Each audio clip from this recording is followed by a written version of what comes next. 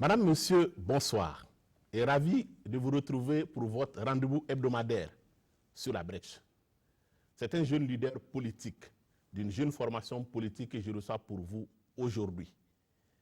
Ali Badra Ouedraogo, président du RPR, le Rassemblement patriotique pour le renouveau, est l'invité de ce dimanche.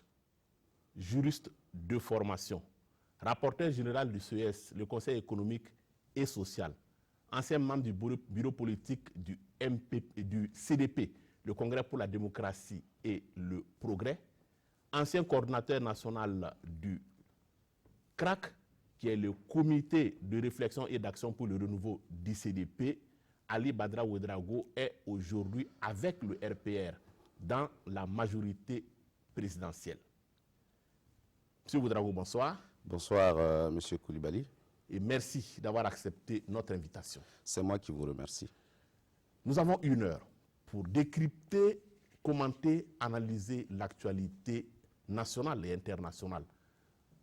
Mais comme il est de tradition sur ce plateau, nous commençons par revisiter un peu le parcours qui a été le vôtre. Vous n'avez pas encore 38 ans. Je dirais que vous avez déjà fait plus de la moitié de votre vie sur le terrain politique. Première question, qu'est-ce qui vous a conduit sur le champ de la politique? Bien, merci. Je pense qu'il est normal, avant tout propos, de rendre d'abord grâce à Dieu.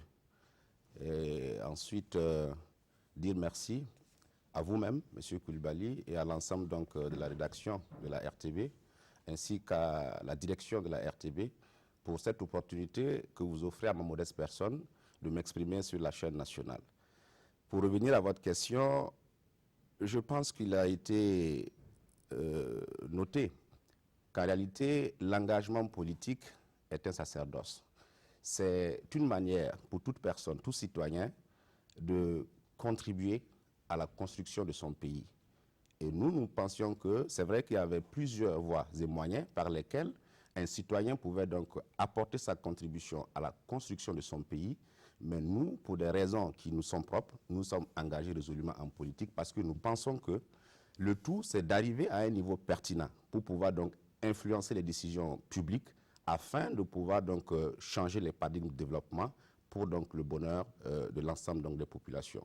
Voici en autres les raisons qui nous ont motivés à opter résolument pour donc nous engager en politique dans le secret espoir que notre contribution en tant que fils de ce pays pourra un temps soit peu, aux côtés donc de ceux-là qui étaient déjà donc sur l'anderneau politique national, apporter donc des solutions pour l'édification d'un Burkina Faso où il fera bon vivre pour l'ensemble donc des citoyens. Alors, vous adhérez au Congrès pour la démocratie et le progrès en 1998. Vous avez 17 ans.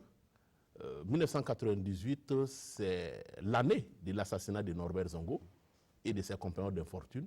C'est aussi l'année de la mobilisation populaire contre l'impunité des crimes de sang, notamment en politique, avec sur le front de la lutte pour la vérité et la justice, une jeunesse essentiellement scolaire et estudiantine.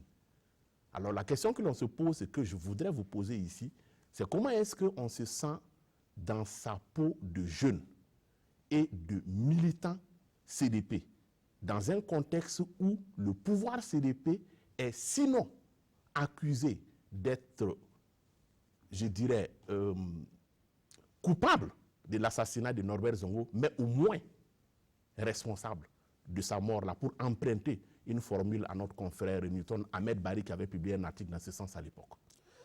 C'est une très bonne question. Je voudrais d'abord faire observer qu'avant de m'engager pour le compte du Congrès pour la démocratie et le progrès, en tant qu'élève en son temps, vous l'avez rappelé, j'étais également responsable de mon établissement, donc en tant que délégué d'établissement. Et l'assassinat de Norbert Zongo en 1998 avait donc été vécu, surtout au niveau donc, des élèves et des étudiants, comme vous l'avez relevé, avec donc des troubles un peu partout, surtout au niveau du monde scolaire universitaire. Et en tant que délégué d'établissement, nous ne pouvions pas ramer à contre-courant de cette mobilisation générale. Parce que Norbert Zongo, nous l'avons connu à travers, bien sûr, ces différentes conférences publiques citoyennes qu'il donnait. Nous l'avons aussi connu à travers donc, les différents romans qu'il avait écrits. Et c'était quand même quelqu'un pour nous qui était essentiellement important. Et on ne pouvait pas rester de marbre, effectivement, devant cette ignominie-là qui avait été donc commise à l'époque. Donc, je fais remarquer qu'avec, donc, bien sûr, le mouvement burkinabé des droits de l'homme, avec, bien sûr, le collectif des organisations démocratiques et des partis politiques de masse, nous sommes engagés, en tant que jeunes élèves, effectivement, à apporter notre contribution en termes de mobilisation, en termes de manifestation pour exiger justice et vérité pour Norbert Zongo. Mais comment le basculement s'est opéré après pour aller au CDP? C'est un peu là, j'allais dire, donc, l'essence de votre question.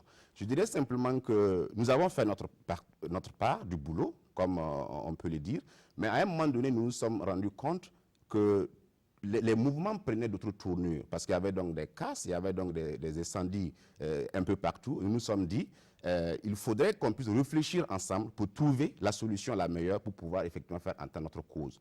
Mais devant donc cette nouvelle vision qui était désormais la nôtre, nous avons donc été confrontés à une opinion autre que celle-là, ce qui nous a valu donc de démissionner à l'époque en tant que délégué d'établissement pour effectivement voir comment nous pouvons apporter notre contribution autrement. C'est dans ce contexte-là que personnellement, la rencontre entre Feu Salif Diallo et moi s'est opérée, ce qui allait donc résolument changer, me faire basculer véritablement vers le CDP. Donc je peux dire que c'est le regretté Salif Diallo, à l'issue donc de la rencontre que j'ai eue avec lui, ça n'a pas été du tout facile, et il y a eu des menaces, il y a eu donc des pressions diverses, et nous avons opté pour aller au CDP dans l'espoir que nous pouvons effectivement aussi, en tout cas, militer autrement en faveur donc de non seulement justice et vérité pour Norbert Zongo, mais aussi c'était donc une volonté pour nous de nous engager politiquement. Qu'est-ce que vous répondez si on vous dit que vous avez été simplement récupéré? Oui, c'est possible. Mais vous savez, en réalité, c'est très facile de le dire. Mais ce que nous avons vécu en son temps, pour celui qui ne l'a pas vécu, il peut taiser comme cela. Mais nous savons ce que nous avons vécu. Et nous étions à Wayugia, qui était donc le bastion de regretté Salif Diallo. Et vous savez qu'à ce niveau-là, tenir en termes donc, de lutte, tenir en termes de manifestation, ce n'était pas évident. Je vous rappelle donc cette anecdote. Quand j'ai rencontré donc, le regretté Salif Diallo, il a dit « Ici, c'est chez moi. Je peux accepter que partout ça se fasse, mais ici chez moi, ça ne se fait pas. » Mais nous n'avons pas plié à la première occasion. C'était donc, comme je l'ai rappelé tantôt, devant des menaces, devant des pressions. Mais c'est vrai que nous-mêmes, nous avions aussi des prédispositions à nous engager en politique. Mais c'est pour cela que nous nous sommes dit, évidemment, nous allons nous engager, mais pour changer radicalement. Donc... Vous parlez de menaces, qui vous a menacé exactement? Vous êtes allé au CDP sous le coup des menaces ou quoi? Non, je disais que c'est un concours de circonstances.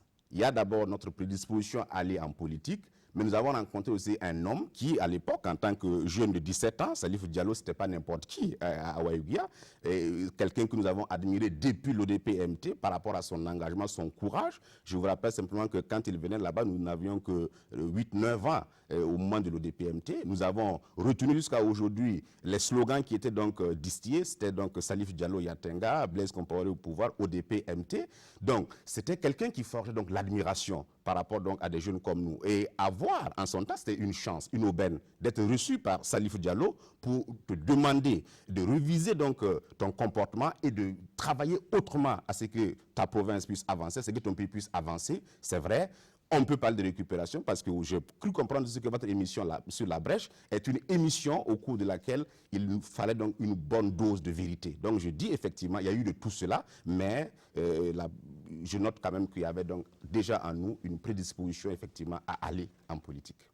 Alors, président des étudiants CDP de l'Université de Ouagadougou, membre du bureau politique national ensuite du parti, vous avez gravi les échelons. Vous avez notamment travaillé aux côtés de François Compaoré, au secrétariat chargé du mouvement associatif. Dites-nous de l'intérieur, comment est-ce que vous avez vécu les débats sur la révision de l'article 37 et le Sénat à l'époque? Déjà, je crois qu'à l'intérieur, il y avait deux courants. Il y avait deux courants. Il y avait donc ce courant radical qui disait on ne peut pas envisager ou entrevoir l'avenir du Burkina Faso après 2015 sans Blaise Compaoré. C'était donc le courant radical. Il y avait un autre courant qui était beaucoup plus modéré, qui estimait que même s'il faut y aller, mais avec la manière, ceux-là qui notamment parlaient effectivement de passer par un référendum pour que la modification de l'article 37 puisse donc être opérée. Nous faisons partie de ces gens-là. Parce que pour nous, dans la démocratie, comme Winston Churchill l'a rappelé à souhait, la démocratie, c'est le pouvoir du peuple par le peuple et pour le peuple. Nous nous sommes dit en son temps, évidemment, s'il y a une question majeure politique qui divise donc l'opinion nationale, il n'y a pas meilleur arbitre que le peuple. Donc allons-y devant le peuple pour le demander, oui ou non, Blaise Compaoré peut, en modifiant l'article 37, se représenter en 2015. Donc nous appartenons à ce courant. Mais je crois quand même que le déclic est venu donc du bureau politique national qui a eu lieu au cours donc duquel nous avons pu participer en tant que membre du bureau politique national. Et je crois que la décision même de faire passer la modification de l'article 37 au niveau de l'Assemblée a surpris un certain nombre de militants, dont nous autres. Ça, c'est un fait qu'il faut relever. Mais où nous nous situons par rapport à ça, en tant que militants et responsables du CDP, si la direction politique nationale du parti arrête donc une option, nous avions aussi l'obligation en tant que militants de pouvoir défendre. Même si je retiens que nous avons pris les plateaux télé, les radios, les journaux écrits, et la presse en ligne pour opiner en disant que, évidemment, la modification de l'article 37 pouvait se faire pour peu que le peuple donc se prononce. C'était de cette façon que nous voyons la chose. Mais malheureusement, comme je l'ai rappelé, nous avons tous été surpris de voir la décision finale qui consistait effectivement à amener le projet au niveau de l'Assemblée pour le faire passer. Et aussi, vous avez suivi comme nous que des députés dans un système démocratique, des députés qui ont été donc enfermés dans un hôtel pour pouvoir donc aller voter le lendemain. C'était vraiment quelque chose d'inouï. Et nous-mêmes, en tant que militants du CDP en son temps, on ne pouvait pas dire qu'on pouvait cautionner cela. Mais comme vous savez, c'est un débat démocratique. Si la majorité l'emporte, la minorité est obligée donc de se plier. Mais ce n'est pas pour autant, parce que c'est aussi ça le sens de notre engagement politique.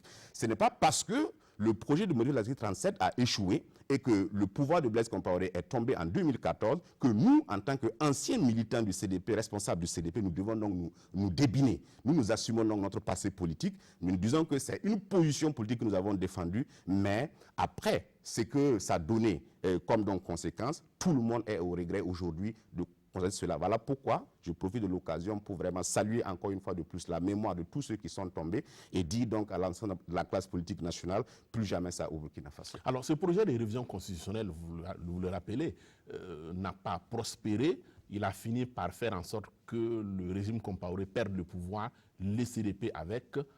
Quel regard vous portez sur cette période tourmentée de notre histoire sociopolitique récente? Non, je peux dire que c'est vraiment un regard mitigé. Regard mitigé, pourquoi? Parce que c'est vrai, vous l'avez rappelé dans la présentation que vous avez faite de ma modeste personne, que je suis président du RPR, parti donc allié à la majorité présidentielle. Il n'est pas coutume de voir donc des militants ou des sympathisants ou des responsables de la majorité présidentielle aujourd'hui reconnaître que Blaise Compaoré a aussi travaillé pour ce pays.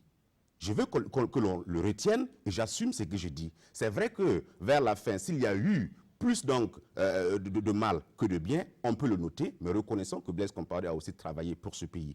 Donc le regard que je peux porter, c'est d'abord que c'est simplement un gâchis.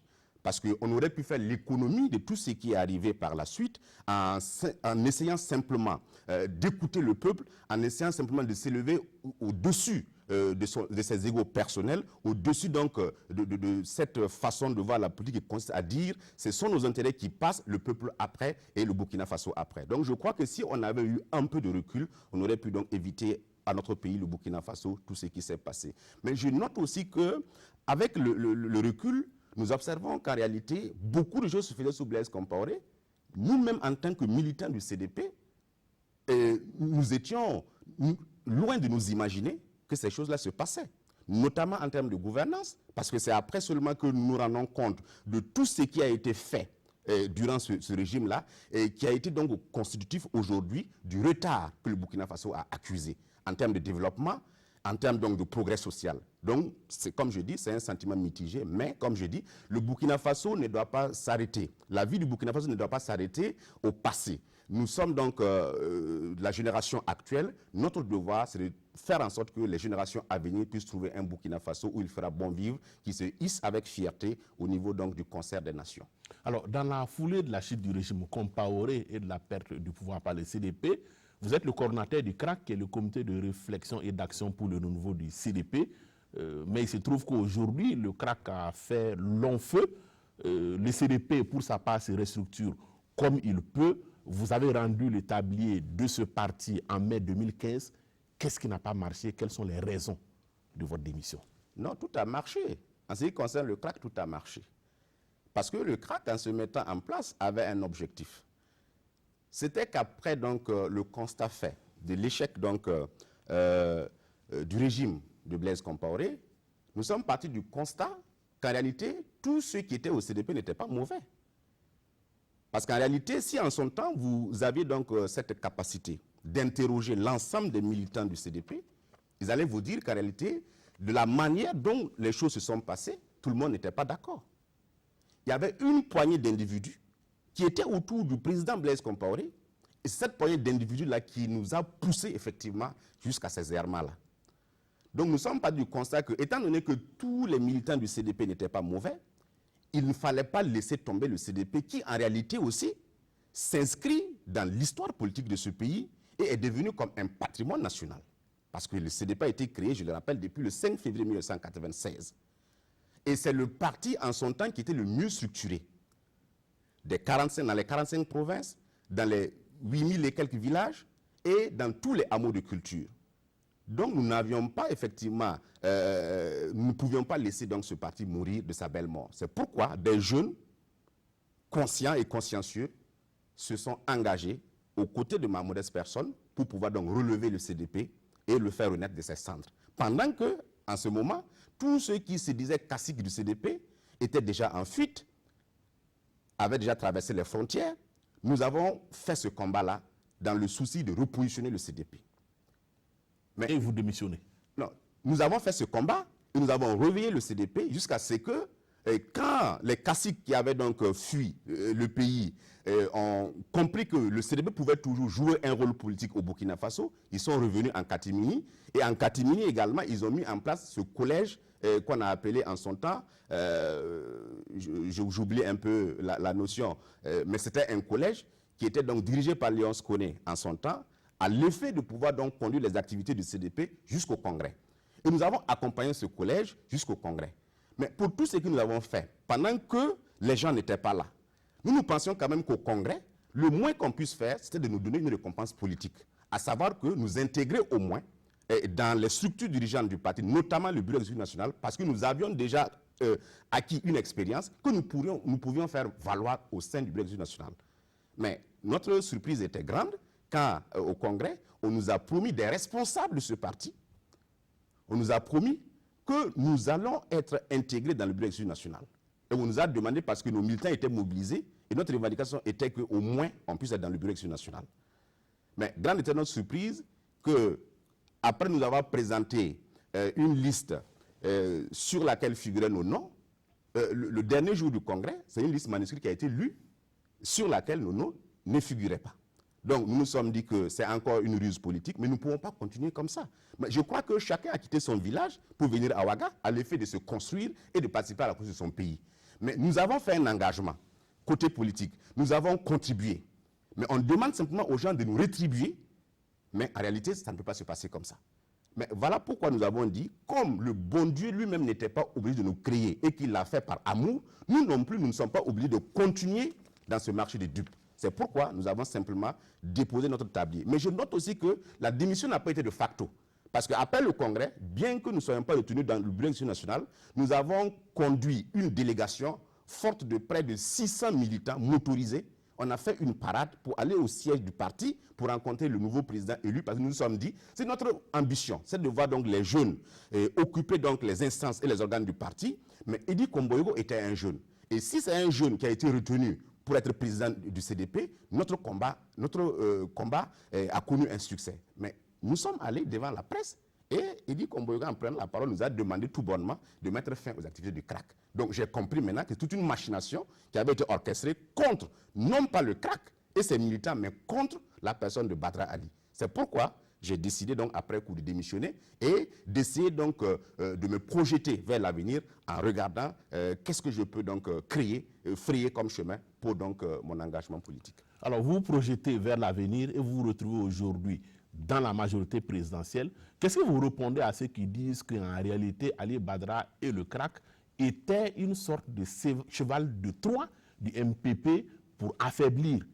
son ancien, le CDP? Non, mais si c'était le cas, j'allais me réjouir, très sincèrement. Parce qu'avec tout ce que ce landerneau politique burkinabé compte de cadres valeureux et valables, si c'est Ali Badra, 36 ans, que le MPP a pu trouver comme cheval de Troie pour finalement mettre le CDP en lambeaux, j'allais être fier. Mais tous ceux qui ont eu cet argument, ça s'est avéré par la suite qu'en réalité c'était du pipeau.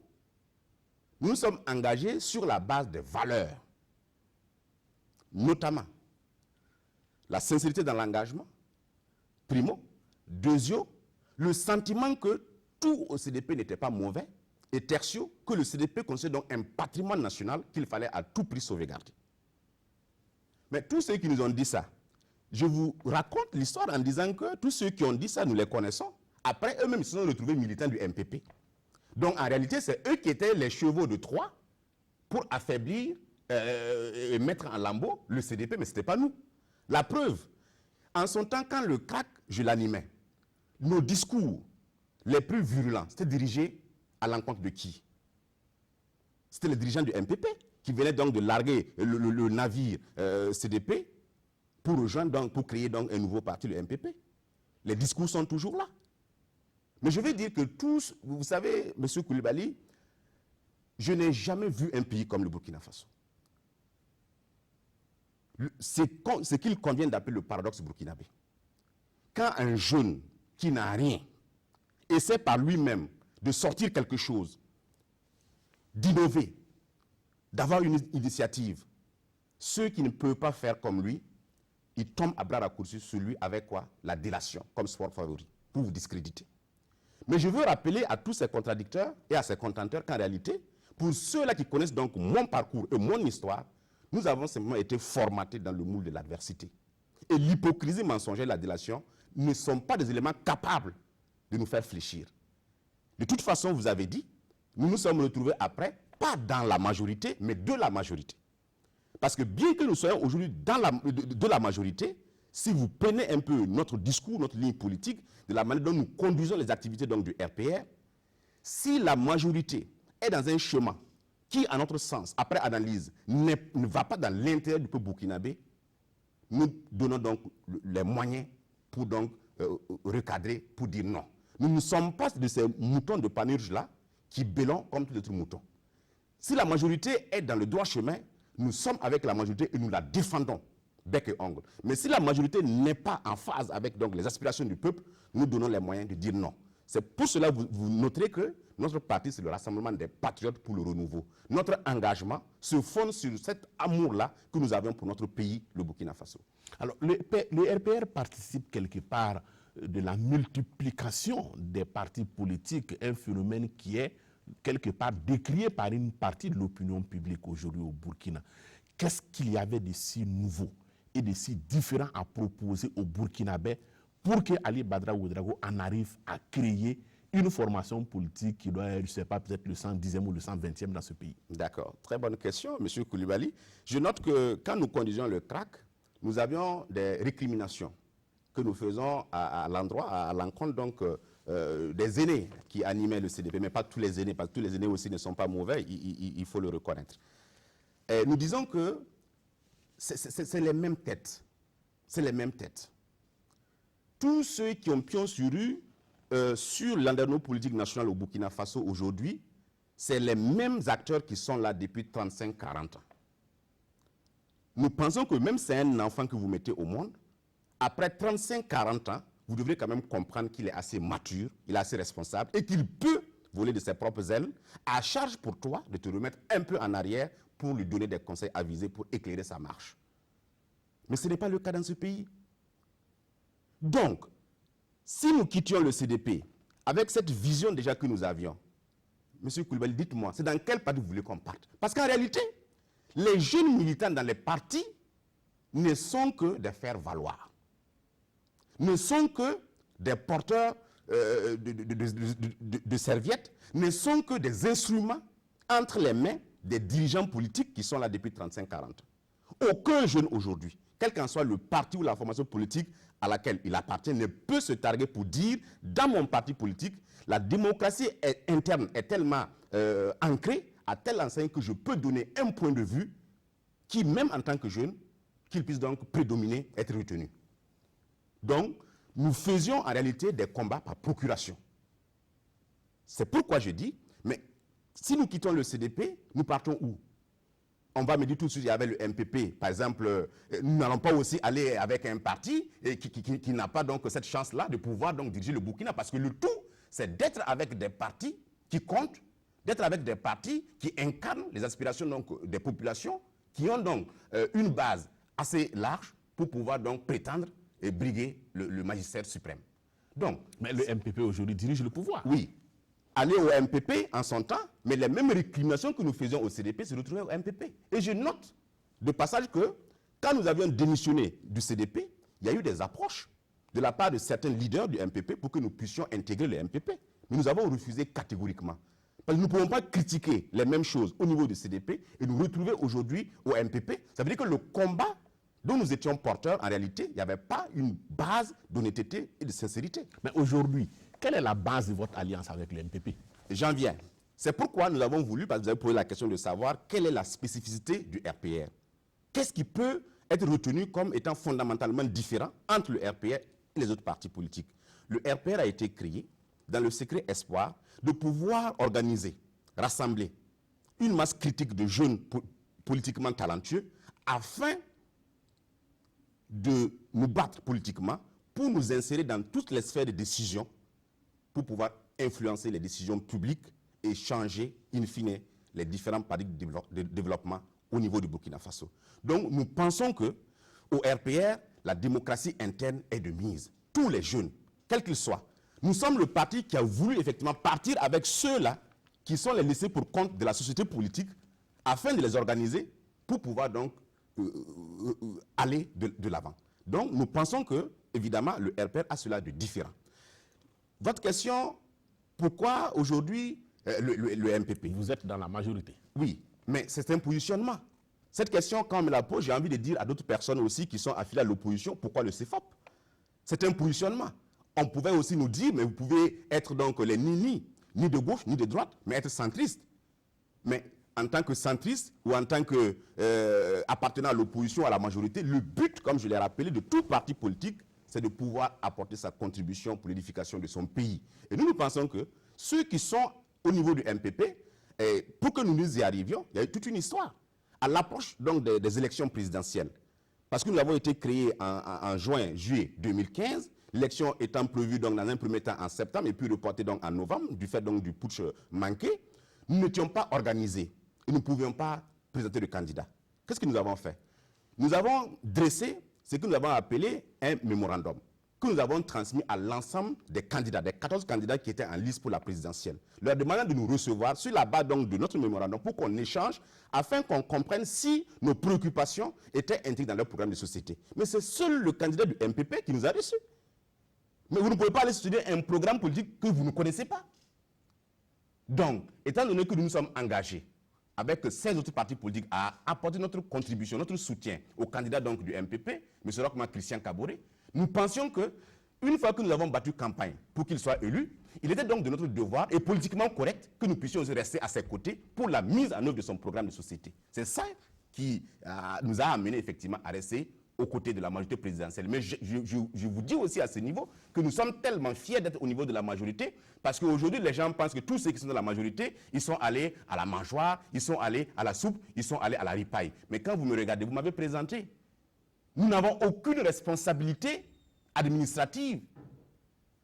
Mais c'est pour vous dire que nous ne sommes pas de ceux-là qui partons à la mangeoire ou à la ripaille ou à la soupe. Nous sommes conscients de notre engagement politique.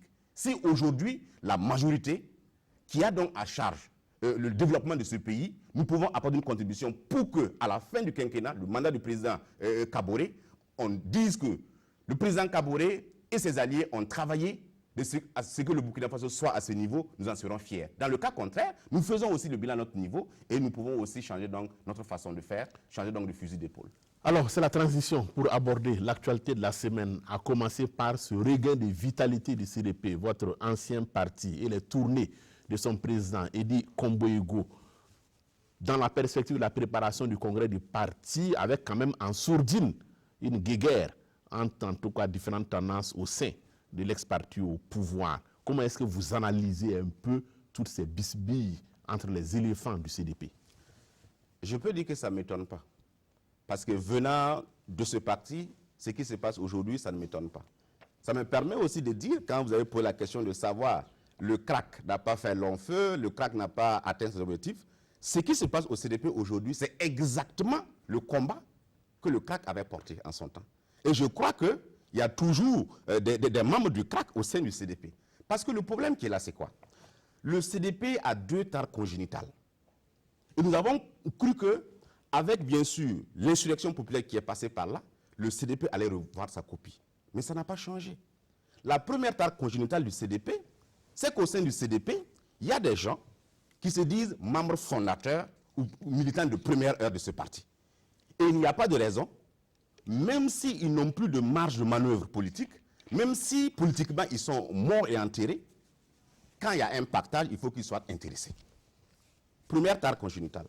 Deuxième tare congénitale, voilà un parti qui est né des centres donc, de l'UDPMT, qui a été créé autour donc, de 89, si je ne m'abuse, plus de 96 à nos jours, le délai de vie du CDP. Je crois quand même que l'expérience que le CDP a accumulée n'a pas servi au CDP. Pourquoi je dis, deuxième tare congénitale, le CDP a du mal à s'émanciper de Blaise Compaoré. Tout ce qui se dit aujourd'hui dans les activités du CDP, dans les instances du CDP, les organes du CDP, ils n'ont aucun programme politique pour ce pays. Le seul programme, c'est le retour de Blaise Compaoré au Burkina. Mais dites-moi, en quoi le retour de Blaise Compaoré peut constituer une plus-value pour le Burkina Faso? Mais c'est uniquement le programme du CDP. Donc je crois que voici les deux tares congénitales qui vont amener le CDP à sa perte. C'est pourquoi nous estimons que tout ce qui se passe à l'intérieur du CDP aujourd'hui ne nous étonne pas. Ça ne nous étonne pas. La démocratie est morte au sein du CDP. Et quand vous regardez sur les réseaux sociaux, la guéguerre que c'est des militants d'un même parti, que ces militants se font, mais pour nous, ça donne envie de vomir. C'est pourquoi nous estimons que tout ce qui est fait comme ramdam politique à travers les tournées régionales qui sont organisées, c'est du folklore politique. Il faut qu'on retombe sur ses pieds et qu'on apprécie les choses sur la base de la réelle politique. Aujourd'hui, tout le monde connaît le contexte burkinabé. Il suffit de déverser des quinzaines de millions dans des régions pour mobiliser des gens et vous avez donc du monde. Mais ce n'est pas ça la réalité politique au Burkina Faso. Et je ne suis pas un oiseau de mauvaise augure, mais je doute fort dans cette démarche-là que le CDP puisse arriver au congrès des 5 et 6 mai 2018 avec toutes ses capacités. D'ailleurs, je ne vous apprends rien en disant que des boss du CDP comme Léon Skoné ont déjà commencé à quitter le navire. Donc moi je crois qu'il faudrait que le CDP puisse faire sa mue et faire une introspection afin de savoir que le CDP est un parti qui peut toujours exister dans l'environnement politique burkinabé, mais il faut qu'il arrive à faire sa cure. Et c'est ce qui est compliqué au niveau donc, du CDP. Alors l'actualité politique, ce sont aussi les concertations entre le président du FASO, la majorité et l'opposition politique réunie en tout cas au sein du CEFOP, avec notamment à l'ordre du jour la question de l'adoption de la nouvelle constitution pour la 5e République et le vote des Burkinabés de l'étranger. Déjà, comment est-ce que vous jugez ce rendez-vous ou cette rencontre, cette initiative du chef de l'État? C'est une très bonne initiative. Et je crois que c'est une initiative qui est une suite logique de la volonté du président Roch-Marc Christian Kaboré par rapport à sa vision de la gouvernance. Rappelez-vous, il a dit qu'il va placer le dialogue au cœur de son action politique. Et c'est ce qui se passe aujourd'hui. Donc pour nous, je crois que le président du FASO reste toujours donc, fidèle à ses engagements. Parce que pour une question aussi essentielle que celle donc, du vote des Burkinabés de l'extérieur, qui, je rappelle, depuis 2005 a été promis aux Burkinabés sans qu'on ne puisse voir donc, le début, il faut féliciter le président Roch-Marc Christian Kaboré d'avoir eu cette initiative et il tient mordicus à ce que les Burkinabés de l'extérieur puissent voter en 2020. C'est déjà un acquis que nous saluons. Donc nous pensons qu'on ne peut pas s'asseoir aujourd'hui dans la nouvelle ère démocratique que nous vivons au Burkina Faso pour décider seul, quand bien même on est président. Il a voulu associer l'ensemble de la classe politique à ces discussions pour que chacune des parties, majorité opposition, puisse, après réflexion, faire des propositions pour qu'on essaie de voir comment on peut évoluer vers un juste milieu, parce que c'est une question qui intéresse l'ensemble des Burkinabés. Donc, nous sommes donc de ceux-là qui pensons que c'est une très bonne initiative et nous pensons qu'à l'issue de toutes ces concertations, on pourra avoir donc des propositions qui sont satisfaisantes et que le vote des Burkinabés de l'extérieur en 2020 sera effectif sous le mandat du président Kaboré. Alors, l'échéance de 2020 est également réclamée à corps et à cri par l'opposition. On a comme ce sentiment que les acteurs politiques burkinabés font une sorte de fixation sur le vote des Burkinabés de l'étranger. La question qu'on pourrait se poser, c'est de savoir si le Burkina a si mal au vote de sa diaspora pour qu'on en arrive à trouver ce vote-là comme étant une thérapie indispensable pour la restauration de sa démocratie. Non, je crois que simplement c'est une question de justice. Je crois que si vous regardez un certain nombre de rapports, vous allez vous rendre compte qu'en réalité, la diaspora burkinabé, ce qu'elle apporte en termes de contribution pour les familles au niveau national ici, c'est important. Donc la diaspora burkinabé est un acteur économique majeur pour notre pays. Et je crois que le Burkinabé de New York, le Burkinabé de Singapour, le Burkinabé de Côte d'Ivoire doit avoir les mêmes droits que le Burkinabé qui vit à l'intérieur du Burkina Faso. C'est pour ça que nous pensons que ce n'est que justice. Voilà pourquoi c'est devenu une question politique majeure à telle enseigne que l'ensemble de la classe politique s'en est approprié. Ce n'est pas uniquement l'opposition. Même nous, au niveau de la majorité, notre credo, c'est qu'en 2020, on puisse finalement voir le vote des Burkinabés de l'étranger se faire. Parce qu'aujourd'hui, nous sommes dans un monde tellement ouvert qu'on ne peut plus se renfermer dans notre carcan pour dire non, nous n'avons pas de moyens, nous n'avons pas la logistique, donc nous ne pouvons pas avoir donc cette ambition. Mais quand on regarde l'échéance et on regarde ce qui est déjà fait, est-ce que vous êtes confiant qu'effectivement en 2020 ce pari sera tenu? Non, il faut d'abord féliciter, comme je l'ai dit, le fait que ça a été acté, que le Burkinabé de l'extérieur vont voter en 2020. Ça, c'est déjà un acquis majeur. Maintenant, la question que vous posez, c'est des questions, en fait, ça appelle à des mécanismes d'ordre pratique. Et je crois que la CENI, parce que les rencontres qu'on a eues avec le chef de l'État, la CENI a fait un exposé qui prouve à souhait qu'en réalité, si un certain nombre de conditions étaient mises en place, il n'y avait pas de raison que l'on ne puisse pas respecter l'échéance. Donc je crois qu'une fois que nous allons terminer au niveau de la classe politique les concertations, il appartiendra donc au gouvernement, avec donc à sa tête le chef de l'État, de voir dans quelle mesure ces conditions-là pourraient être réunies pour que la CENI puisse donc se saisir officiellement de la question et puis procéder donc à la mise en œuvre de cela. Donc je crois que déjà, c'est vrai, ça va impliquer des moyens supplémentaires, c'est vrai, mais nous avons des idées, bien que ça soit trop tôt pour donc échanger, les divulguer, mais nous avons des propositions à faire et nous pensons qu'à l'issue de ça, nous pourrons donc dire qu'en 2020, l'échéance pourrait donc être respectée. Alors l'autre débat porte sur l'adoption de la nouvelle constitution par voie référendaire ou par voie parlementaire. Le chef de file de l'opposition, Zéphirin Diabré, a estimé pour sa part qu'il donnait en tout cas un accord pour la tenue d'un référendum. Aujourd'hui, il y a ce débat sur la légitimité d'une voie parlementaire par rapport à une voie référendaire. Comment est-ce que vous vous situez dans ce débat? Le référendum est plus qu'un vote, à mon sens. Le référendum, c'est en réalité une interrogation que l'on fait à l'endroit des populations de se prononcer par oui ou non sur une question qui peut diviser la population. Donc je crois qu'il n'y a pas meilleur moyen pour pouvoir, parce que ce référendum-là concerne une question hautement politique et une question majeure. Il s'agit là de quoi? De pouvoir passer de la 4e République à la 5e République. C'est un acte majeur et fondamental. Il n'y a pas meilleur mécanisme, meilleur moyen que de construire le peuple à travers un référendum. Ma position, elle est claire à ce niveau, il n'y a pas d'ambiguïté. Mais je pense aussi que juridiquement, si on essaie de regarder, est-ce que notre constitution même permet que pour donc, le passage donc, à une 5e république, qui n'est pas une modification, ce ne sont pas des simples modifications qu'on intègre à la constitution, mais c'est même un changement de constitution, est-ce qu'il est possible d'envisager de la voie parlementaire? Je crois que juridiquement, cette question même doit être mise à débat, et nous pensons que vers la fin, en tout cas, si nous convergeons tous vers la même vision, c'est la voie référendaire qui sera donc retenue pour effectivement consulter le peuple afin de savoir comment nous passons donc de la 4e à la 5e République. Ça fait beaucoup d'argent tout ça. On pourrait rétorquer comme ça.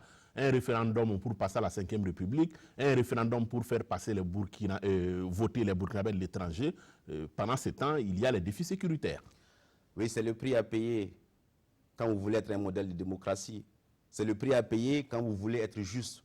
C'est le prix à payer quand vous voulez partir d'une étape inférieure à une étape supérieure.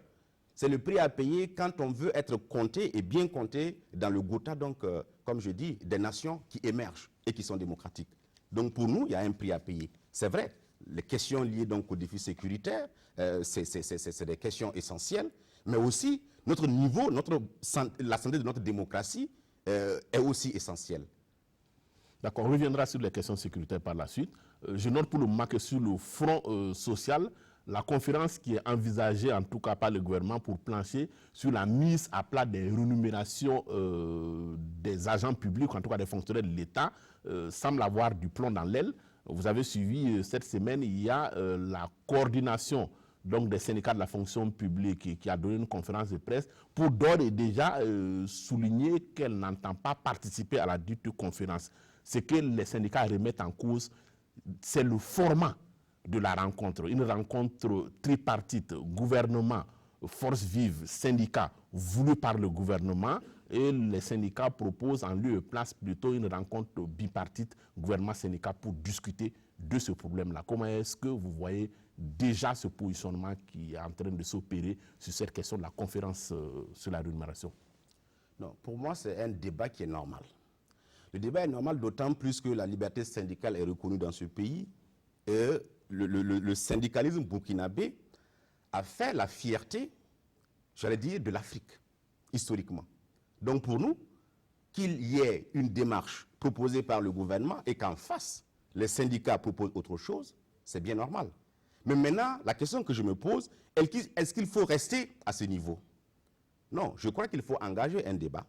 Parce que le syndicat n'a pas remis en cause le caractère nécessaire de ce dialogue. C'est simplement des questions de forme. Mais les questions de forme peuvent être gérées par des propositions de forme nouvelles et novatrices.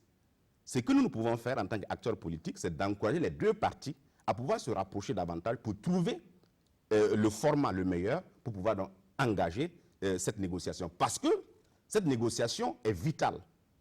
Non seulement pour nous, génération actuelle, mais elle est vitale pour les générations à venir. Pourquoi je dis ça?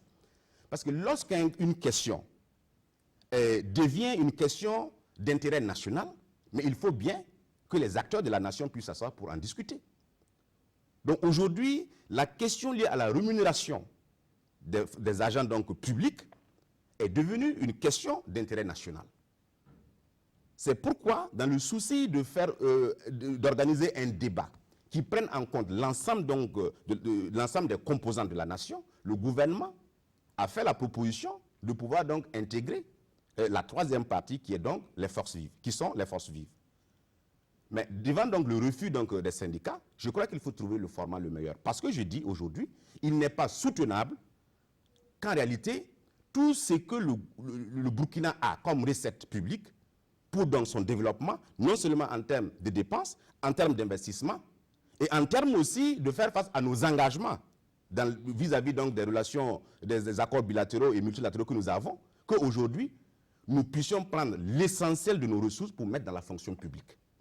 Je précise que je ne dis pas qu'au jour d'aujourd'hui, les syndicats, sinon les agents publics, sont ceux-là qui prennent la majeure partie des ressources au détriment des autres. Ce n'est pas ce que je dis. Mais je dis que des efforts doivent être consentis. Parce que non seulement au niveau des agents publics, il y a un problème qu'on peut poser, aussi au niveau donc, des gouvernants et des dirigeants, il y a un problème qu'on peut poser parce que vous vous souviendrez que la question relative au train de vie de l'État, a toujours été posée et toujours d'actualité. Donc je crois que ce que nous pouvons nous dire in fine, le Burkina nous appartient à nous tous.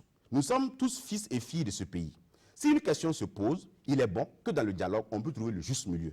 Parce que nous ne pouvons pas comprendre que dans un pays où 80% des acteurs économiques, des agents économiques qui se retrouvent être donc les paysans, qu'aujourd'hui, on ne puisse pas investir en masse au niveau de l'agriculture avec grand A.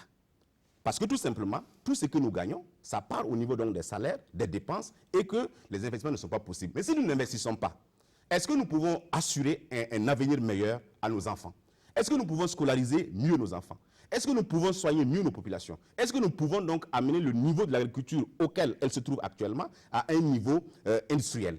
Donc je crois que c'est des questions qui sont importantes que l'on se pose aujourd'hui, mais il faut analyser et apprendre toutes ces questions-là avec beaucoup de froideur, beaucoup de tact, beaucoup de retenue, parce que si c'est envisagé comme étant donc un bras de fer engagé entre le gouvernement et les syndicats, nous n'allons pas nous en sortir. C'est pourquoi nous estimons que nous encourageons tous les acteurs à aller dans la recherche, dans le sens donc de la recherche d'une position médiane qui pourra effectivement être une position consensuelle pour que les débats puissent s'engager, parce qu'il faut effectivement poser le problème, mais rien ne dit aussi qu'en allant à ce débat, c'est pour diminuer le salaire des fonctionnaires, parce qu'il ne faut pas aussi aller à un débat avec des a priori. Mais je note qu'il y a beaucoup d'a priori. Mais allons-y à ce débat. Ce qui est certain, c'est que dans l'argumentaire, les syndicats ont le sentiment que le gouvernement veut opposer les travailleurs entre eux et puis les isoler et puis les mettre à dos la population. Souleymane Badiel et ses camarades, par exemple, se disent en tout cas prêts à aller pour discuter, mais ils disent qu'il faut tout mettre sur la table. Ils parlent des questions de transparence dans la gestion des deniers publics. Ils disent qu'il faut aller au-delà des salaires et voir l'ensemble des rémunérations servies par l'État. Ils parlent notamment des émoluments, des fonds spéciaux et des voyages qui sont effectués donc, au niveau de l'État. Voilà, ça pose exactement la question de la transparence et du train de vie de l'État que vous avez souligné tantôt. Oui, M. Koulibaly, vous me tendez ici une perche sur la brèche que je vais saisir pour féliciter le gouvernement du président Roch-Marc Christian Kaboré par rapport à la question liée à la lutte contre la corruption et la gabegie. C'est vrai, la corruption au Burkina était endémique. Aujourd'hui, nous ne pouvons pas dire que la corruption est finie dans notre pays. Elle existe toujours. Mais le gouvernement de Roch-Marc Christian Kaboré a travaillé à éradiquer sensiblement la corruption. Je prends simplement certains exemples pour étayer mon propos. L'histoire retiendra que sous donc, le magistère du président Kaboré, des grands bonnets, des cols blancs ont été amenés à Lamako. Il vous souviendra l'affaire donc de la présidente du CSC, Nathalie Sommet. Il vous souviendra également l'affaire du SP des engagements nationaux. Des exemples qui prouvent qu'en réalité, le gouvernement du président Roch-Marc Christian Kaboré est engagé farouchement dans la lutte contre, effectivement, la gabegie et la corruption. Mais rien ne dit aux syndicats qu'en réalité, ces questions-là ne seront pas posées sur la table. Est-ce qu'aujourd'hui, on peut faire l'économie de poser la question du train de vie de l'État? Moi, en tant que président d'un parti, membre de la majorité présidentielle, je dis et j'assume que le train de vie de l'État doit être revu à la baisse de façon drastique. Parce que dans un pays où on demande aux gens de serrer la ceinture, des gens ne peuvent pas continuer à souhait d'agrandir ou d'ajouter les trous de leur ceinture.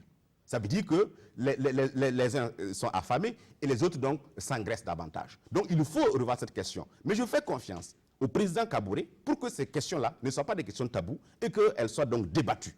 Parce que ce sont des questions d'intérêt national. Aujourd'hui, nous avons du mal à convaincre le citoyen de Falaguntou en lui disant le pays va mal économiquement parlant, pendant que des parades sont organisées inutilement et que c'est l'État qui casque par rapport donc à ces parades. Donc je crois effectivement que c'est une question essentielle, mais voilà pourquoi je dis ne discutons pas, ne partons pas à un débat avec des a priori.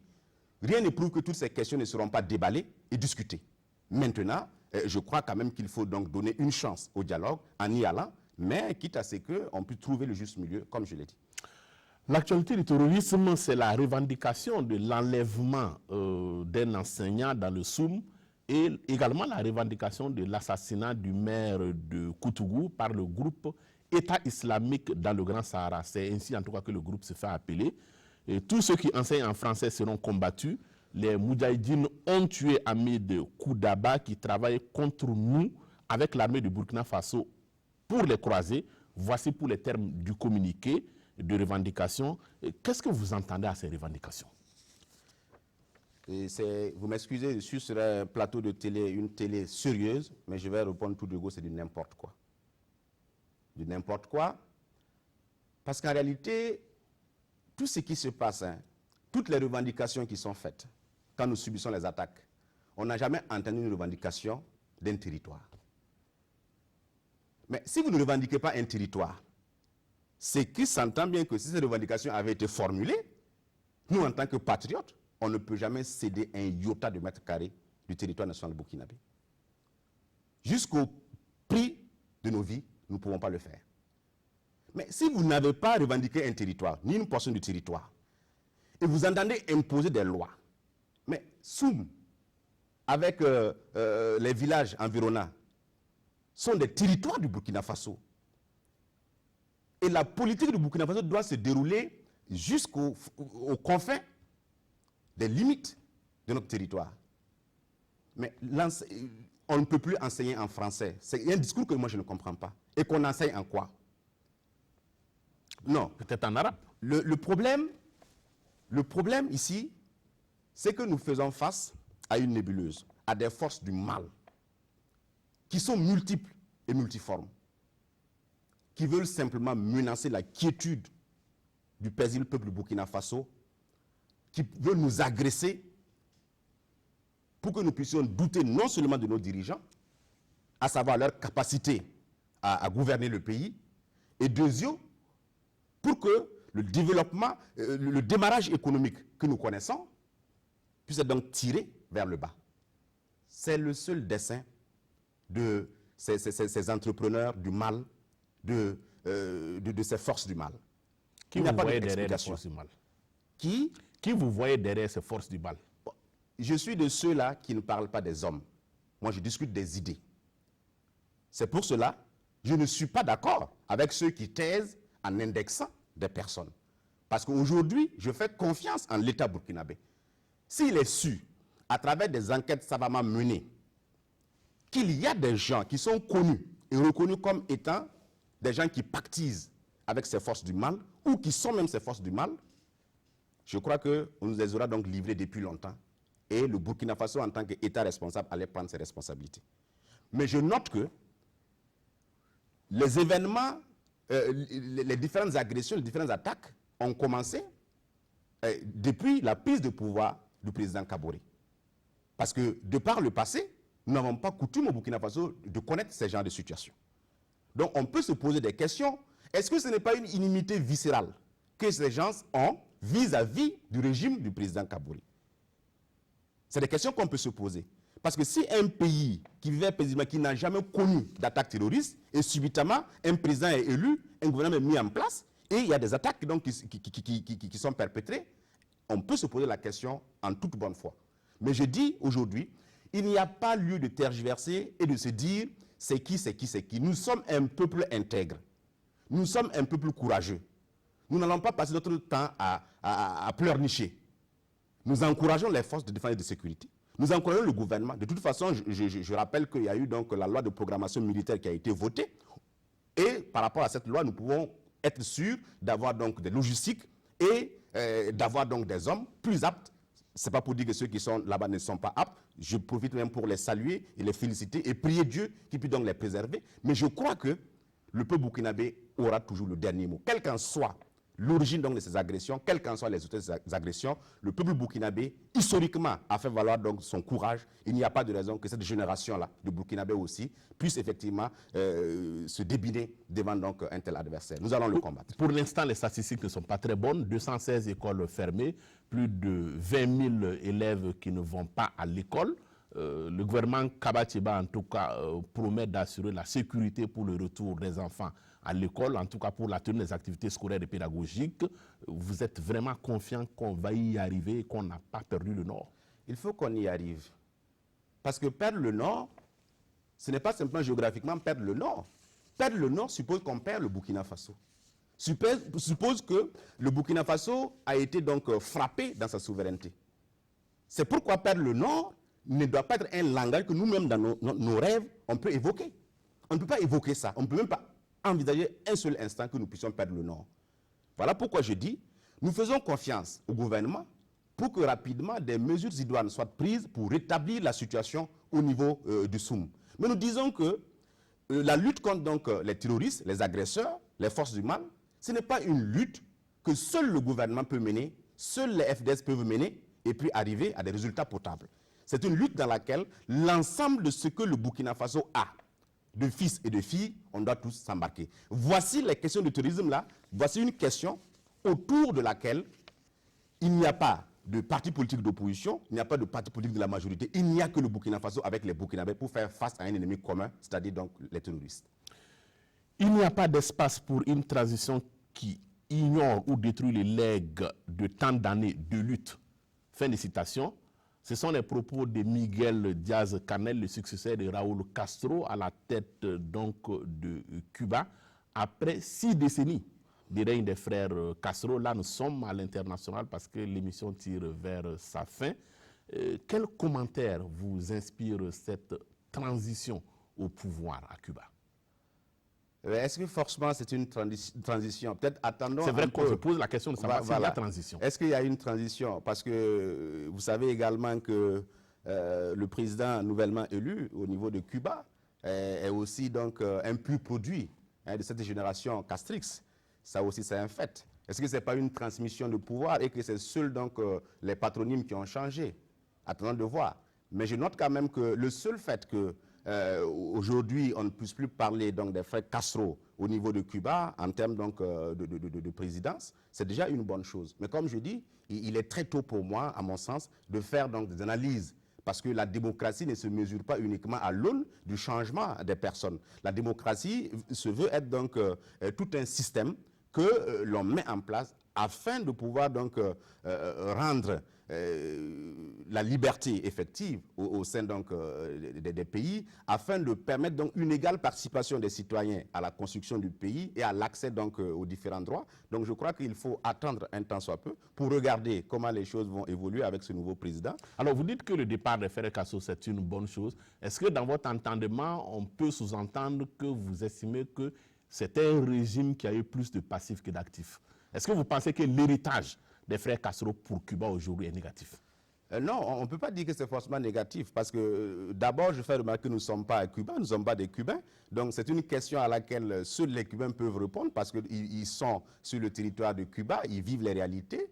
Mais je crois que c'est une révolution et quand on dit révolution, il y a bien sûr ses avantages, mais il y a aussi donc, le revers de la médaille, donc les côtés pervers, si la révolution est mal menée. Parce que la révolution n'offre pas toutes les garanties en termes de liberté. Mais je crois quand même qu'il y a beaucoup de choses qui ont été faites à Cuba et peut-être que les Cubains sont mieux placés pour apprécier, mais nous pensons qu'en réalité, un seul homme ou une seule famille au pouvoir pendant donc des décennies, pour nous, c'est démocratiquement parlant, ce n'est pas un très bon exemple. Mais alors, une minute pour parler du Togo voisin, où il y a des soubresauts sociaux politiques. Comment est-ce que vous analysez ce qui se passe là-bas? Non, je crois que, je le dis, et je l'assume, malheureusement, l'Afrique, notre continent, est devenu le laboratoire des faits et des gestes démocratiques les plus absurdes. C'est une honte continentale. Et en tant qu'Africain, je ne suis pas fier. Qu'est-ce qui se passe? Une famille règne sur un pays pendant des décennies. Aujourd'hui, nous voulons aller à une élection et il y a une velléité de prendre en otage l'élection pour pouvoir encore régner et régenter le Togo. L'opposition en face estime que cela n'est pas normal. On ouvre un semblant de dialogue de sourds à l'intérieur duquel on ne met pas on n'offre pas toutes les garanties pour que l'opposition, par rapport donc à ses prétentions, soit entendue. Donc je crois que le phénomène, ce qui se passe au Togo aujourd'hui n'honore pas l'Afrique et nous pouvons simplement appeler les frères togolais à pouvoir toujours aller dans le sens du dialogue parce que si on négocie mal ce tournant aussi, ça peut virer à autre chose que nous ne souhaitons pas parce qu'en tant que démocrates et républicains, nous sommes donc pour des solutions pacifiques pour pouvoir donc régler les différentes contingences au niveau donc de nos nations. On s'arrête là pour aujourd'hui. Même si on n'a pas parlé du RPR. C'est vrai. Mais vous avez eu l'occasion de parler de votre parti politique, de votre engagement politique. C'est suffisant. Et c'est le principe de la brèche. Merci beaucoup, M. Koulibaly. Merci, Madame, Monsieur, de nous avoir suivis. Je vous retrouve dimanche prochain à partir de 18h45 en direct sur la RTB avec un autre invité sur la brèche. Bonsoir.